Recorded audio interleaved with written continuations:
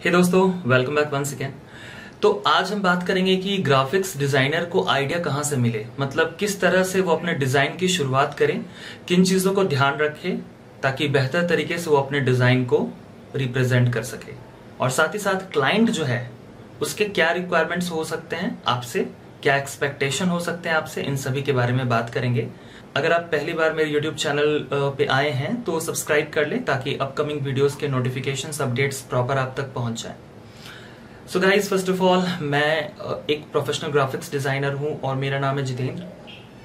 कई सारे कंपनी के साथ मैंने वर्क करा है एंड राइट नाउ मैं काम कर रहा हूं एरिना एनिमेशन में। तो एक ग्राफिक डिजाइनर को क्या क्या चीजें ध्यान रखनी पड़ती हैं, तो देखो आइडिया के लिए क्या होता है, जब भी आप कुछ नया क्रिएट करना शुरू करते हैं तो सबसे पहले क्लाइंट के रिक्वायरमेंट को आपको सही तरीके से समझना है। सपोज एक क्लाइंट आपके पास आता है तो अपने रिक्वायरमेंट को वो आपको बताता है ना। और आप हो सकता है किसी कंपनी में जॉब कर रहे हैं, कुछ लोग फ्रीलांसिंग का वर्क कर रहे हैं, कुछ लोग स्टूडेंट हैं।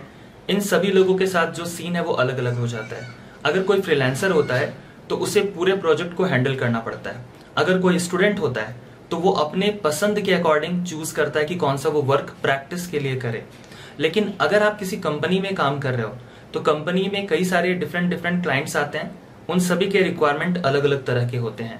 तो एक डिजाइनर कैसे इन चीजों को समझे, तो 3 लेवल है डिजाइनर के। एक स्टूडेंट, एज अ स्टूडेंट जिसमें आपका इंटरेस्ट है वो करो, लेकिन साथ ही साथ जो है आपको ये ध्यान देना है कि इंडस्ट्री में क्या चल रहा है, क्या ट्रेंडिंग है। इसके लिए कई सारे मैंने रेफरेंसेस आपको दिए हैं पहले भी, तो अगर आप मेरे चैनल से जुड़े हैं तो आपको पता चल रहा होगा कि कहाँ से कौन सा वर्क का लेवल है हम चेक करेंगे, और हम कहाँ पे मेरा जो वर्क का लेवल है वो क्या है और कहाँ पे मुझे इंप्रूव करने की जरूरत है। इन सभी चीजों पे हमें ध्यान देना है। एज अ स्टूडेंट ज्यादा से ज्यादा स्किल्सफुल खुद को बनाना है, जो फंडामेंटल चीजें उन्हें अच्छे से सीखनी है, जो टूल्स है उसका नॉलेज अच्छे से लेना है, मैक्सिमम प्रैक्टिस करने हैं, हर एक टॉपिक से रिलेटेड कई सारे एग्जाम्पल्स बना के देखने हैं। लाइक अगर आप पोस्टर डिजाइनिंग की बात करें तो आप 1-2 पोस्टर बनाने से काम नहीं चलेगा, आपको कई सारे पोस्टर्स डिफरेंट कैटेगरी के बनाने पड़ेंगे। कवर पेज अगर आप मैगजीन का डिजाइन करना है तो किस किस तरीके से आप बना सकते हो, कई सारे रेफरेंसेस देख सकते हैं। रेफरेंस जब स्टूडेंट कोई लेता है तो वहां पे हमेशा ये ध्यान रखना है कि अपने आइडिया को भी उसमें आप ऐड करें, कॉपी बिल्कुल मत करें, है ना। कुछ ना कुछ उसमें ऐड करें, धीरे धीरे चीजों को ऐड करते करते आपका जो स्किल्स है वो इंप्रूव हो जाएगा एंड लेटर ऑन आपको इसका बेनिफिट भी देखने को मिलेगा। तो एज ए स्टूडेंट सॉफ्टवेयर पे आपको कमांड करना है, टूल्स की प्रैक्टिस करनी है, ज्यादा से ज्यादा वर्क्स करना है, दूसरे के वर्क्स को देखना है, एनालाइज करना है, सीखना है। हमारे वीडियो में जो स्ट्रैटेजी मैं डिस्कस करता हूं कैसे बनाना है, उस अप्रोच को समझना है, ओके। एंड डेली बेसिस पे आपको कुछ ना कुछ सीखना है, तो वीडियोस में कंटिन्यू आप जो है वो प्रैक्टिस करते रहिए।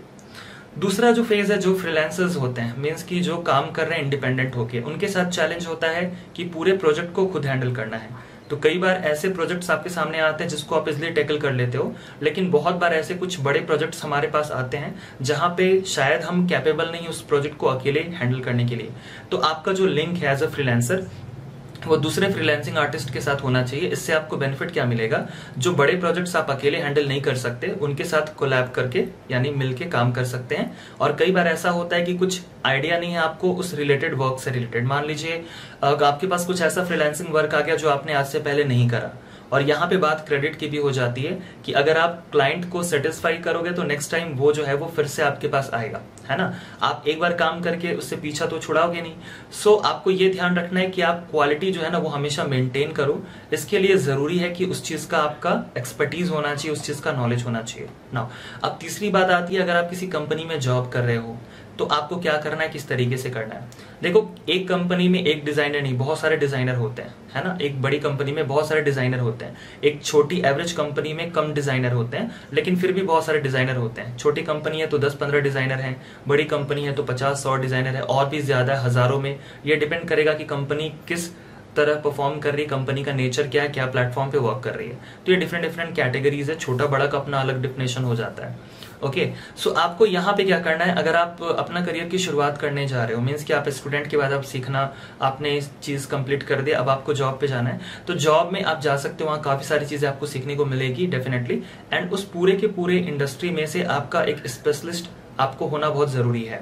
जैसे कि अगर आप किसी बड़ी कंपनी में जाते हैं तो वहां पे क्या होता है, ऐसे लोगों को हायर किया जाता है जो एक चीज में एक्सपर्ट हैं। जैसे कि अगर कोई मैगजीन डिजाइनिंग की कंपनी है तो वहां पे फोटोग्राफी को लेकर के वर्क किया जाता है। तो एक फोटोग्राफर है जिसको हायर किया जाता है कि वो फोटोग्राफी का काम करे, लेकिन एक दूसरे बंदे को हायर किया जाता है जिसको फोटोशॉप का अच्छा नॉलेज हो, सिंस वो सारे जो वर्क्स जो हैं, वो सारे जो फोटोग्राफ्स हैं, उनको अच्छी तरीके से वो रीटच कर पाए, प्रॉपर लाइटिंग, करेक्शन से नॉ ये सभी पे काम कर पाए। फिर इसके बाद कई सारे ऐसे डिजाइनर को हायर किया जाता है कंपनी का जो रिक्वायरमेंट है उसके अकॉर्डिंग की, जो बाकी सारे क्लाइंट्स के एडवर्टाइजमेंट का जो पार्ट है एडवर्टाइजमेंट का पार्ट जो है उसे वो अच्छे तरीके से टेकल कर सके, अच्छे तरीके से कवर कर सके, ताकि जो कस्टमर है उसका वो उसके साथ जो है वो एक अच्छा सा उसको आउटपुट दे पाए। इसके अलावा भी बहुत सारी कैटेगरीज हैं, तो आपको उन सभी चीजों को ध्यान में रख करके चलना होता है। एज अ ग्राफिक डिजाइनर आपको आना सभी चीज चाहिए, बिकॉज इंडस्ट्री में हर चीज की रिक्वायरमेंट होती है। जब आप छोटी कंपनी में जब जाते हो तो वहां पे कम लोगों को हायर किया जाता है, लेकिन प्रोजेक्ट्स के अकॉर्डिंग उनका जो वर्क है वो शिफ्ट कर दिया जाता है। ऐसा नहीं है कि वो सिर्फ कवर पेज डिजाइन करेंगे या सिर्फ रीटचिंग का काम करेंगे। तो ओवरऑल आपको नॉलेज सभी चीजों का होना चाहिए, लेकिन आई सजेस्ट यू कि किसी एक चीज के स्पेशलिस्ट बनोगे तो वो ज्यादा फ्रूटफुल होगा लॉन्ग टर्म के लिए आपका। लेकिन अगर आप खुद का काम शुरू करना चाहते हो एज अ फ्रीलांसर, आप अपने आप को कहाँ देखते हो, मीन्स कि आप किसी कंपनी में जॉब कर रहे हो, उस कंपनी में आप कितने दिन काम करने वाले हो, अगले 2 साल, अगले 1 साल, अगले 5 साल, कितने दिन? जिंदगी भर तो काम नहीं करेंगे। हो सकता है आपका प्लानिंग हो कि मैं 2 साल काम करने के बाद एज अ फ्रीलांसर अपना करियर शुरू करूं। तो क्या ये आइडियल पोजीशन है? इस इंडस्ट्री में आप आगे कैसे क्या करोगे, इसके बारे में थोड़ा सा बात कर लेते हैं। तो देखो, बिल्कुल बिगनिंग से बात करते हैं कि एज अ ग्राफिक डिजाइनर जब आप अपनी करियर की शुरुआत करते हो तो आपको सबसे पहले आपका फोकस होना चाहिए कि सॉफ्टवेयर का नॉलेज किस तरीके से ले, मीन्स की जो आइडिया है, मीन्स की सॉफ्टवेयर में काम कैसे किया जाता है, किस सॉफ्टवेयर पे किस आउटपुट को हम निकाल सकते हैं, और स्पेसिफिक वर्क को किस दूसरे सॉफ्टवेयर पे किया जा सकता है बेहतर तरीके से। इस चीज को आपको अच्छे से समझना पड़ेगा। यहाँ पे जरूरत होगी एक अच्छे मेंटोर की आपको, मीन्स की वो एक पर्सन जो आपको सही तरीके से गाइड करे। उस पर्सन के अंदर में रहकर सभी चीजों को सिस्टमैटिक वे में सीख लो, क्योंकि अगर आप खुद से हर चीज एक्सप्लोर करके सीखने बैठोगे तो आपका बहुत ज्यादा समय निकल जाएगा। तो यहाँ पे एक मेंटोर बहुत इंपॉर्टेंट है आपके लिए, वो आपको कम समय में ज्यादा चीजें सिखा सकता है और ये भी चीज आपको बताएगा कि इंडस्ट्री में क्या ट्रेंडिंग है। नहीं तो बाद में आप जॉब में जाओगे तो आपको बहुत सारे प्रॉब्लम्स हो जाएंगे, रियल टाइम प्रैक्टिकल नॉलेज आपको नहीं होगा।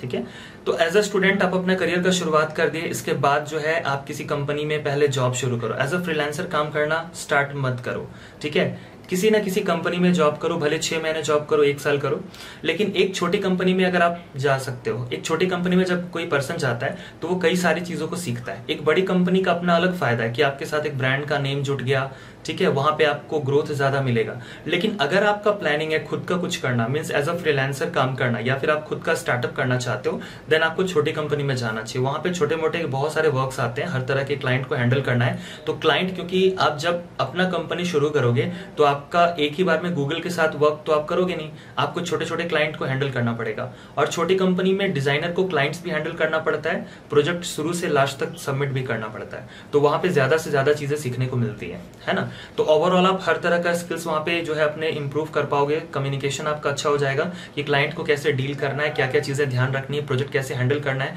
ये सारी चीजों का आइडिया आपको अच्छे से हो जाएगा। फिर आप कंपनी स्विच कर जाओ, मीन्स की अगर आपने कंपनी में 1 साल इन्वेस्ट किया, 1 साल आप काम करो, फिर उससे थोड़ी सी बड़ी कंपनी में आप चले जाओगे, वो आप कर सकते हो। इससे आपको यह आइडिया आ जाएगा कि बड़ी कंपनी में किस तरीके से वर्क किया जाता है। हर एक कंपनी का अपना एक वर्क कल्चर होता है जिसको कंपनी फॉलो करते हैं, सो उसको आपको ध्यान में रखना है एंड उसी तरीके से अपने आप को तैयार करना है। अगले 1 साल तक कम से कम आपको उस कंपनी के साथ काम करना है।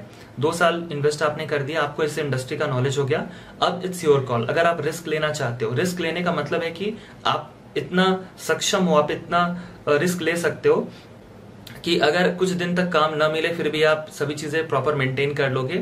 मीन्स की फाइनेंशियल सभी चीजें अगर आपने सेविंग्स करके रखी हैं तो आप फाइनेंशियली भी स्टेबल होने जरूरी है, क्योंकि जब आप फ्रीलांसर एज अ फ्रीलांसर अपना करियर शुरू करते हो, और स्टार्टअप भी कर सकते हो स्टार्टिंग में, बट आई सजेस्ट यू कि एज अ फ्रीलांसर पहले जो है वो काम करना शुरू करो, क्योंकि जब आप स्टार्टअप करते हो तो उसमें इन्वेस्ट करने की बात आती है। बट एज अ फ्रीलांसर जब आप अपना करियर शुरू करते हो तो आपको एक सिस्टम चाहिए जो आपके पास ऑलरेडी है, आपको इंटरनेट चाहिए, आप कहीं से भी काम करना शुरू कर सकते हो। कई सारे ऐसे वेबसाइट आपको मिल जाएंगे, ठीक है, वहां पे आप देख सकते हैं, या फिर किसी दूसरी कंपनी में जो भी आपके रीजन के, जो भी आपके एरिया में, जो आपके लिंक में, उनसे आप कांटेक्ट कर सकते हैं, सो दैट कि वो असाइन करें वहां के वर्क्स आपके साथ, है ना। तो उनसे आप टाइप कर सकते हो, मिल सकते हो, उनसे सभी चीजें बात कर सकते हो। चूंकि आपने स्टार्टिंग से सभी चीजों को सीखा है तो आपको आइडिया है बिल्कुल बेसिक से, आपने हर तरह के प्रोजेक्ट हैंडल करा है क्योंकि आपके पास 2 साल का एक्सपीरियंस हो चुका है। सो गाइज, अब आप बिल्कुल सही तरीके से स्ट्रेटेजिकली सही स्टेप बाय स्टेप करके आगे बढ़ सकते हो। एंड 1 साल कम से कम एज अ फ्रीलांसर आप जो है वो अपना करियर रखो, हो, इससे फायदा ये होगा कि आपको आइडिया आ जाएगा कि मार्केट से इंडिपेंडेंट होकर जब वर्क लेते हैं तो प्रेशर कैसे हैंडल करना है ना। दूसरी चीज आपको आइडिया आ जाएगा कि किस प्रोजेक्ट को बनाने में इंडिविजुअली कितना इन्वेस्टमेंट है। हो सकता है कभी किसी प्रोजेक्ट को बनाने में कुछ इन्वेस्ट करना पड़े आपको, है ना। अब वो इन्वेस्टमेंट के भी बहुत सारे कैटेगरीज हैं, खैर वो तो अपना एक अलग सेक्शन है। तो आपको ये हमेशा ध्यान रखना है कि कैसे क्लाइंट को हैंडल करें, क्लाइंट को कैसे डील करें, कौन सा डील है कितने में क्लोज करें और आपके लिए वो कितना फ्रूटफुल है, किस तरीके से आप कम समय में ज्यादा प्रोडक्टिव बन सकते हो, है ना। तो ये चीज सभी चीजें ध्यान रखनी होती है। बट एज अ फ्रीलांसर आपके सामने एक चैलेंज ये भी होता है कि कई बार ऐसा होता है कि वर्क हमारे पास नहीं आता और हम बिल्कुल बैठे रहते हैं। तो बहुत सारे फ्रीलांसर जो होते हैं वो डीमोटिवेटेड हो जाते हैं और फिर कहीं पे भी ज्वाइन कर लेते हैं। तो जब आप फ्रीलांसर 1 ईयर एटलीस्ट कम से कम खुद को लेकर चलते हो, इससे बहुत सारे चैलेंजेस आपको आएंगे। कभी आपके पास बहुत सारे वर्क आएंगे, स्टार्टिंग में आपके पास कोई वर्क नहीं आता, तो आपको मार्केट को अच्छे से समझना पड़ेगा, क्या क्या कमियां आपकी हैं। कमियों का मतलब यह है कि स्किल्स है आप में, आपको नॉलेज है, बट आप ना मार्केटिंग का आपको कोई आइडिया नहीं है। तो एज अ फ्रीलांसर आप जो है वो वर्क को अपने पास लेके आ नहीं पाओगे, क्योंकि सभी लोग रिस्पांस देंगे। मींस कि जब आप जाओगे, आप किन्हीं से बात करोगे तो बोलेंगे हाँ हम वर्क आपको देंगे, बट वो actually most of the time कोई देता नहीं है, कोई वर्क आपको देगा नहीं। तो आपने जो है वो एक अच्छा जॉब छोड़ दिया जहां पे आपका हर मंथ कुछ ना कुछ अर्निंग हो रहा था। इनफैक्ट अब आपका खर्च बढ़ चुका है ना। तो कई सारी चीजें होती हैं। तो इस प्रेशर को कैसे हैंडल करेंगे? जब आप 1 साल इस पे काम कर लेते हो, यानी कि आपने 3 साल इन्वेस्ट कर दिया, नाउ अब समय है स्टार्टअप का। मीन्स कि अगर आपका फ्रीलांसिंग करियर सही चल रहा है, मीन्स कि आपके पास कई सारे प्रोजेक्ट्स आ रहे हैं, देन अब आप डिसाइड कर सकते हो कि अब मैं जो है एक कंपनी जो है वो शुरू करूं। और ये कंपनी बिल्कुल भी बड़ी कंपनी आपको शुरू नहीं करनी है, स्टार्टिंग में कम इन्वेस्ट करना है। आपको प्रोजेक्ट्स के अकॉर्डिंग जो भी एसेट्स हैं आपको उसको बढ़ाना है। ऐसा बिल्कुल नहीं है कि एक बार में 50 लाख 20 लाख 10 लाख रुपए आप इन्वेस्ट कर दें और आप बड़ा सा सेटअप लेके बैठ जाए। I never suggest you. ऐसे लोग जो है वो फेल हो जाते हैं, स्टार्टअप्स फेल हो जाता है। आई हाईली रिकमेंड यू कि पहले जो आप एज अ फ्रीलांसर देखें, 1 साल में अगर आपको कॉन्फिडेंस हो गया है कि आप अपने सारे एक्सपेंसेस मेंटेन कर सकते हो, इस एक्सपेंस के अलावा कुछ एक्स्ट्रा भी आपकी बचत हो पा रही है, ये सभी चीजें सही तरीके से चल रहा है, कई सारे क्लाइंट के साथ आपने एक रिलेशन बिल्ड कर लिया है, तो तब जाकर के जो है आप स्टार्टअप जो है वो कर सकते हो। लेकिन अगर ऐसा नहीं है तो आपको 1 साल और इन्वेस्ट करना पड़ेगा एज अ फ्रीलांसर, क्योंकि जो चीजें आपने फर्स्ट ईयर में सीखी वहां पे भी कुछ ना कुछ कमियां रह गई थी। उस चीज को फुलफिल आप सेकेंड ईयर में कर पाओगे एंड नेक्स्ट ईयर उस चीज को इम्प्लीमेंट करोगे एंड फिर गाइज वो आपको रिटेन करेगा, आपको आइडिया दे देगा कि कहां पे आपने क्या गलतियां की है, कहां पे कौन सा चीज आप सही स्ट्रैटेजी के साथ बढ़ रहे थे। तो सेकंड ईयर डेफिनेटली पहले से बेटर परफॉर्मेंस होगा आपका, उसके बाद जाकर के आप आगे का काम कर सकते हो, और वो भी अगर आप इन्वेस्ट कर सकते हो तो। अब ये इन्वेस्टमेंट बहुत सारे कैटेगरीज में है, मीन्स की हो सकता है आपके पास पहले से पैसा हो सकता है कि आपके पेरेंट्स, आपका जो फैमिली है वो आपको सपोर्ट कर रहा हो, वो इन्वेस्ट कर रहा हो, या फिर हो सकता है कि आप लोन लेकर के जो है वो बिजनेस को स्टार्ट कर रहे हैं। अगर आप लोन लेकर के बिजनेस को स्टार्ट कर रहे हैं, ये तीसरा जो केस है वो सबसे ज्यादा रिस्की होता है।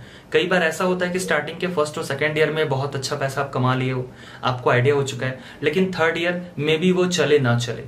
तो आपको ये हमेशा इस बात को ध्यान रखना है कि चूंकि आप लोन पे काम कर रहे हो जहां पे आपको हर मंथ एक इंटरेस्ट देना है। दूसरी चीज की अब आपने स्टार्टअप कर दिया है तो कई सारे लोगों को आपने अपने साथ जोड़ा है जिसकी सैलरी आपको देनी है। इसके बाद आपने कहीं पे ऑफिस खोला है, वहां पे आपको रेंट देना है। एज अ फ्रीलांसर तो ये कुछ नहीं देना पड़ता है, ना आपको रेंट देना है, आप अपने घर पे काम कर सकते हो, ना ही आपको एसेट्स में एक्स्ट्रा इन्वेस्टमेंट करना है। जैसे पहले आपके पास एक कंप्यूटर था, आप स्टार्टअप करोगे तो आपको कई सारे कंप्यूटर हाई कॉन्फ़िगरेशन के लेने पड़ेंगे, एक ऑफिस रेंट पे लेना पड़ेगा, वहां पे सिक्योरिटी देना पड़ेगा, इंफ्रास्ट्रक्चर पे खर्च करना पड़ेगा। तो यदि आप इन सभी चीजों के लिए पूरी मेंटली प्रिपेयर हो और आपका ग्रोथ भी सही तरीके से चल रहा है तो फिर आप डेफिनेटली मूव कर सकते हो, क्योंकि आप मल्टीप्लाई करके स्टार्टअप में पैसा कमा लोगे और बहुत ही आगे निकल जाओगे। लेकिन ये चीज है कि मेंटली अगर आप स्ट्रांग हो, मतलब आप ये रिस्क ले सकते हो, तो ही आपको स्टार्ट करना चाहिए। तो अगर आप इन सभी चीजों को ध्यान में रख के चलोगे तो आपके लिए बहुत ज्यादा सही रहेगा आगे का लाइफ प्लान करना। बिल्कुल किसी दूसरे को देख करके आपको काम नहीं करना है कि मीन्स कि कोई आपका फ्रेंड है, हो सकता है उसने स्टार्टअप करा हो और वो बहुत अच्छा परफॉर्म कर रहा हो, या फिर आपका दोस्त एज अ फ्रीलांसर काम कर रहा है, वो बहुत अच्छा परफॉर्म कर रहा हो और आप अपने अच्छे खासे जॉब को छोड़ दें। एज अ फ्रीलांसर अगर आप करियर शुरू करना चाहते हो गाइस, तो मैं आपसे बस इतना कहना चाहता हूं कि आप जॉब के साथ साथ उसको करो एंड आपको 6 महीने साल भर लगेंगे इस चीज में थोड़ा सा परफेक्शन के साथ आगे बढ़ने के लिए। सो आप प्लान कर सकते हो, फाइनेंशियली स्ट्रांग भी हो जाओगे तो आपके लिए जो है वो ज्यादा बेहतर होगा। इसके अलावा कई सारी चीजें आप और भी शुरू कर सकते हो, लाइक मैंने एक यूट्यूब चैनल शुरू करा है एंड मेरे यूट्यूब चैनल का नाम है ग्राफिक्स मेंटोर जितेंद्र। तो आप इस चैनल में जैसे कई सारे कंटेंट्स देखते हैं, तो यूट्यूब चैनल अगर ग्रोथ करेगा तो उससे जो क्रिएटर उसका भी ग्रोथ होगा, लॉन्ग टर्म के लिए पैसिव इनकम आप जनरेट कर सकते हो, है ना। जैसे किसी वर्क को अगर आप कहीं पे कर रहे हो तो जब तक आप वर्क करोगे उसका आपको वो पैसा मिलेगा, लेकिन एक चैनल से अगर आपका ग्रोथ होता है तो डेफिनेटली बहुत ज्यादा चीजें हैं जो एक साथ आपको मल्टीप्लाई करके फर्दर मिलेगी, लेकिन स्टार्टिंग में आपको जो है वो 6 मंथ इन्वेस्ट करना पड़ेगा विदाउट एनी पैसा, ठीक है। So if you are ready for that then definitely आप ये भी शुरुआत कर सकते हो, ये भी बहुत अच्छा स्कोप है और आज के रेट में यूट्यूबर्स बहुत अच्छा खासा अर्निंग कर रहे हैं। इनफैक्ट अगर आप स्टार्टअप नहीं करना चाहते, मीन्स कि आप एक कंपनी खोलने का रिस्क नहीं ले सकते, देन आप अपना एक यूट्यूब चैनल तो शुरुआत कर ही सकते हो and I highly recommend you कि जरूर कीजिएगा। पर्सनली मैंने कई सारे ऐसे लोगों को देखा है जो लोग यूट्यूब से बहुत ज्यादा अच्छा खासा कमा रहे हैं। मेरे कुछ लिंक के लोग हैं जिनको मैं जानता हूं और कुछ ऐसे भी लोग हैं जिन्हें मैं यूट्यूब पे देखता हूं। तो जब आप इनके बारे में रिसर्च करोगे तो आपको काफी सारी चीजें जानने को मिल जाएगी। तो आपके सामने कई सारे करियर ऑप्शन है और जो भी सिचुएशंस है, लाइक अभी अगर मार्केट खराब भी चल रहा है, सपोज हो सकता है कि कभी स्पेसिफिक टाइम पे ये जो अभी कंडीशंस है इसके अकॉर्डिंग मार्केट पे थोड़ा सा इसका नेगेटिव इम्पैक्ट पड़ा है, बट फिर भी आप एज अ फ्रीलांसर आपका जो कॉस्ट है वो बहुत कम है, बिकॉज आप कहीं पे रह नहीं रहे हो, रेंट देके आप अपने घर पे हो, तो आपको ऑफिस का खर्च बच रहा है, तो वहां पे थोड़ा सा आपको वर्क भले कम मिले लेकिन आप पे लोड भी कम होगा। लेकिन जब आपकी लाइबिलिटीज बढ़ी रहती है, मीन्स कि आपको जब स्पेसिफिक अमाउंट देना होता है किसी को, इन दैट केस आप में जो है वो ज्यादा प्रेशर मेंटल हो जाता है ना। अपने फ्री टाइम को अच्छे से यूटिलाइज कीजिए, अपने आप को इम्प्रूव कीजिए। अगर आपको कोई चीज आता है, स्किल्स आप में है, तो उस स्किल्स पे और ज्यादा काम करके उस फील्ड के एक्सपर्ट बनिए, जिससे कि आपका अपॉर्चुनिटी और ज्यादा बढ़े। फ्यूचर में हमेशा अपने सामने एक टारगेट लेके चलिए कि मुझे इस साल ये अचीव करना है। टारगेट हर मंथ का मत रखना, टारगेट 1 साल का बनाना कि इस 1 साल में मुझे ये चीज करना है, अगले साल मुझे ये चीज करना है। लेकिन 1 साल में जब आप टारगेट बनाते हो तो आपके माइंड में ये कैलकुलेशन हमेशा चलना चाहिए कि उस 1 साल में कैसे अचीव करेंगे उस टारगेट को, उसके लिए मैं आज क्या कर रहा हूं, मैं कहां पे गलतियां कर रहा हूं, मुझे कहां पे चीजों को बेहतर करना है।